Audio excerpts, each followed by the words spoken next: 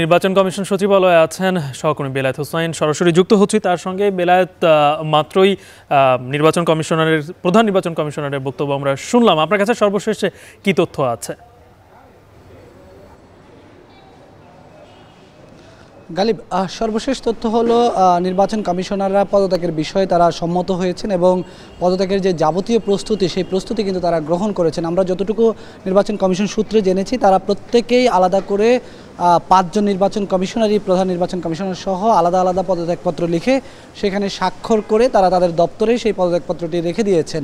আগামীকাল দুপুর 12টায় তারা সংবাদ সম্মেলন করে তাদের পদত্যাগের বিষয়ে সিদ্ধান্ত জানাবেন। কিছুক্ষণ আগেই প্রধান নির্বাচন কমিশনার বের হয়েছেন, আমরা তার সঙ্গে কথা বলেছি।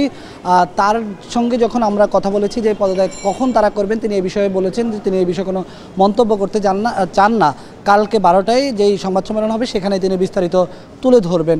একটু এর আগে বলে রাখতে চাই যে আজকে দুপুর 2টায় কিন্তু প্রধান নির্বাচন কমিশনের নেতৃত্বে 5 জন নির্বাচন কমিশনারে কিন্তু বৈঠকে বসেছেন। বৈঠকে তারা এই পদত্যাগের বিষয়ে যাবতীয় আলোচনা করেছেন।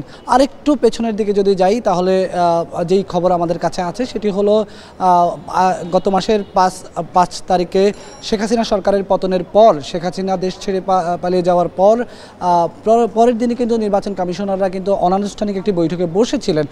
কমিশন সূত্র যতটুকু আমাকে নিশ্চিত করেছে, সেই বৈঠকেও কিন্তু তারা তাৎক্ষণিকভাবে কিন্তু সেদিনই তারা পদত্যাগ করার সিদ্ধান্ত নিয়েছিলেন, কিন্তু একজন কমিশনার তাদেরকে পদত্যাগে বাধা দিয়েছিলেন। অর্থাৎ তিনি বলেছেন যে এই মুহূর্তে তারা পদত্যাগ করলে পরিস্থিতি ভিন্ন দিকে চলে যাবে, এই জন্য তারা তখন তাদের সিদ্ধান্ত প্রত্যাহার করে তারা পদত্যাগ তখনই করেননি এবং এতদিন ধরে কিন্তু তাদের পদত্যাগের এই আলোচনাটাই সার্বিকভাবে ছিল। তবে আমরা যতটুকু জেনেছি যে একজন নির্বাচন কমিশনার তিনি গত কয়েকদিন ধরেই কিন্তু তিনি নির্বাচন কমিশনের নিয়মিত আসছেন না। কিছুদিন আগেই তিনি নির্বাচন কমিশনারের কর্মকর্তা কর্মচারীদের কাছে মোটামুটি বিদায় নিয়ে তিনি কিন্তু চলে গেছেন।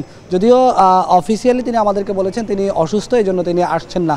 আর এই কয়েকদিন ধরেই আমরা নির্বাচন কমিশনারদের কিন্তু যদি অন্য সময়ের সঙ্গে তুলনা করি তাহলে তাদের এই নির্বাচন কমিশন সচিবালয়ে আসা যাওয়া কিন্তু খুবই অল্প সময়ের জন্য তারা আসেন এবং চলে যান এবং অনেক ক্ষেত্রে তারা নিয়মিত আসেন না। অর্থাৎ তারা অনেকটাই তাদের মধ্যে মনোগতভাবে কিন্তু তারা অনেকটাই কিন্তু তারা সিদ্ধান্ত নিয়েছেন যে তারা আর হয়তো নির্বাচন কমিশনার হিসেবে থাকছেন না। এটি কিন্তু ইতিহাসের একটি অংশ হয়ে যাচ্ছে যে বিগত কয়েক বছরে যেই নির্বাচন কমিশনাররা দায়িত্ব নিয়েছেন প্রায় প্রত্যেকটি নির্বাচন কমিশনারই সম্ভবত একটি ছাড়া প্রায় প্রত্যেকটি নির্বাচন কমিশনারই 5 বছর তাদের মেয়াদ পূর্ণ করেছেন।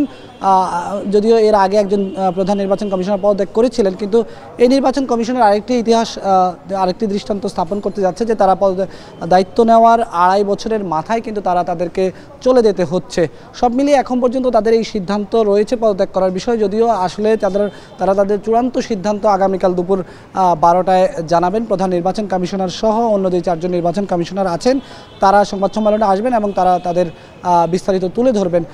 সার্বিকভাবে যদি বলি যে আসলে বিগত কয়েকটি সংসদ নির্বাচন নিয়ে নানা ধরনের আলোচনা রয়েছে, নানা ধরনের সমালোচনা রয়েছে। বিশেষ করে 14 সালের নির্বাচনকে একতরফা নির্বাচন বলা হচ্ছে, সেখানে 154 জন বিনা প্রতিদ্বন্দ্বিতা নির্বাচিত হয়েছেন। 18 সালে রাতের ভোটের কথা বলা হচ্ছে, রাতের ভোটের অভিযোগ, এবং সর্বশেষ এই যে আওয়াল কমিশন, এই আওয়াল কমিশনের বিরুদ্ধে কিন্তু অভিযোগ রয়েছে তারা নির্বাচনের ভোটের মাঠে পার্সেন্টেজ বাড়িয়ে দিয়েছেন এবং একটি ডামি নির্বাচনের আয়োজন তারা করেছেন। তো সব মিলিয়ে এই নির্বাচন কমিশনেরও শেষ হতে চলেছে আগামীকাল, হয়তো সেটির জন্য আমাদেরকে আগামীকাল পর্যন্ত অপেক্ষা করতে হবে। তো এই ছিল আমার কাছে নির্বাচন কমিশন সচিবালয় থেকে নির্বাচন কমিশনারদের পদত্যাগের বিষয়ে সর্বশেষ। গালিব, পদত্যাগে প্রস্তুত নির্বাচন কমিশনাররা, আগামীকাল 12টায় হয়তো সেই বিষয়ে পরিষ্কার ধারণা পাওয়া যাবে। এই বিষয়ে সর্বশেষ জানাচ্ছিলেন সহকর্মী বেলায়েত হোসাইন।